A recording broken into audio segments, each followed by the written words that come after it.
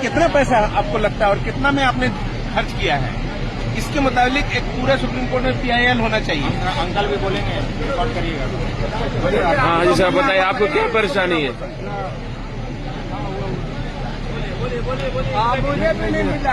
हज committee of India जितनी पैसे लेते हैं हम हाजियों के लिए, यहाँ पर इंतजाम करने के लिए, ट्रैवल के लिए, स्पाइस जेट जैसा फ्लाइट हम लोगों को मिलता है, खाने पीने का इंतजाम, आपके अजीजिया में ठहराने का इंतजाम, अगर उसको देखा जाए तो बहुत ही खराब है। इतना खराब है कि नया ध्यान से बाहर है। अभी यहाँ पर 300 लोग हैं हम लोग, और उसमें 200 लोगों का ही एकोमोडेशन का इंतजाम है। कहाँ? मीना पे? मीना में पैर रखने की जगह तक नहीं है। अब बोला जा रहा है आने वाला कल के लिए बहुत जरूरी है। मोहल्लिम के आदमी जो है हाथ खड़ा कर दिए हैं, बोले कि हम कुछ नहीं कर सकते। अस्सलाम वालेकुम रहमतुल्लाहि व बरकातहू। कोई डायरेक्ट बात किया हूँ तो बोलते हैं कि हम कुछ नहीं कर सकते, आप एडजस्ट करिए। यहाँ 300 आदमी हम लोग आए हुए हैं 397 से बिल्डिंग से, और यहाँ पर जो है 200 आदमी का इंतजाम किया है। उसमें मस्तूरात भी है और जेंट्स भी है, दोनों मिला करके 300 आदमी हम लोग बिल्डिंग में है। पर यहाँ पर ही हम लोग 200 मस्तूरात और क्या बोलते हैं कि जेंट्स को मिला करके 200 आदमी का ही इंतजाम है। बाकी 100 आदमी बाहर ऐसे ही घूम रहे हैं, एक तो पे चढ़े हुए हैं। और जब बात करने के गिजिर हुआ तो बोलते क्या है कि आप एडजस्ट करो।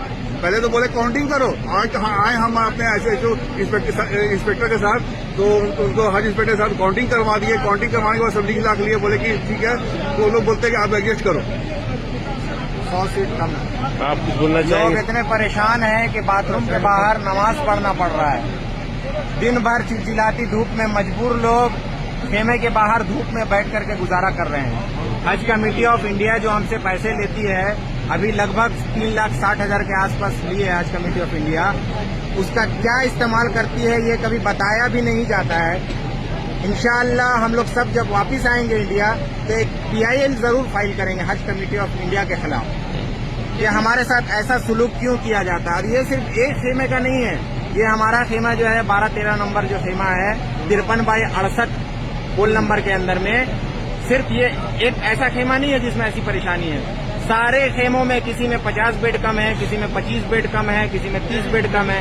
लेडीज में भी यही प्रॉब्लम है। हमारे यहाँ तो 200 में 300 लोगों पर 200 ही बेड दिया गया है। और बेड की हालत क्या रहती है ये हज कमेटी ऑफ इंडिया बखूबी जानती है।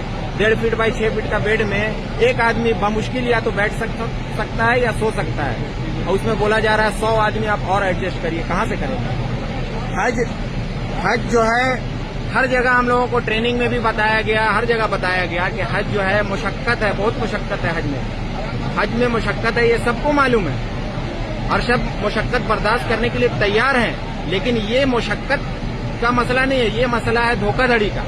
ये हज कमेटी ऑफ इंडिया हम लोगों के साथ धोखा कर रही है। अभी ना तो HO साहब फोन उठा रहे हैं हमारे, ना हज कमेटी ऑफ इंडिया के वेबसाइट पे जितना भी नंबर है हम लोगों ने सब नंबर पर कांटेक्ट करने की कोशिश की, कोई नंबर रिस्पांस नहीं होता है, कोई नंबर रिसीव नहीं होता है। हमारे SHO साहब भी यहीं पर अवेलेबल है, SHO साहब का भी आप भी अपना बयान दे दीजिए। यहाँ करके हमने 2 कैंप का मुआयना किया, जिसमें एक में मस्तूरात थी, तो उसमें भी ख़वातीन बाहर हैं और बहुत धूप थी। उसमें इन्होंने बताया कि नहीं, और दूसरे बिल्डिंग की महिलाएं आ गई हैं। जबकि हमने जा करके सबका मिलान किया, सब हमारे बिल्डिंग की थी। तो अब इन लोग बता रहे हैं कि नहीं, आपके यहाँ जो है सीट ज्यादा है और 2-2 सीट पे एक ख़वातीन बैठी हुई है। उनको हमने गिन करके दिखलाया।